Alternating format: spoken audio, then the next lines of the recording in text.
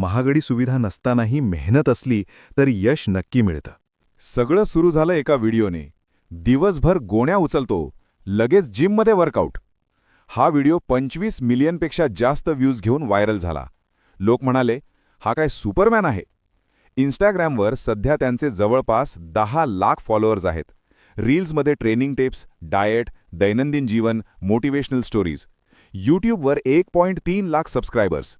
Vlogs, full day of eating, workout tutorial, गाव tour, Q&A sessions.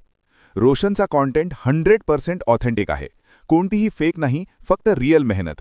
लोक connect होतात कारण तो आमच्यासारखाच साधा माणूस, मोठं स्वप्न. बिग बॉसमुळे त्यांचे फॉलोअर्स आणखी वाढले. हे सगळं पाहून वाटतं, रोशन भजनकर यांनी हे यश परिस्थितीशी लढून मिळवलं आहे. 11 जानेवारी 2026 रोजी बिग बॉस सीझन 6 सुरू झाले. रोशन यांची 13वे स्पर्धक म्हणून दमदार एंट्री झाली. घरात आपली स्टोरी सांगितली.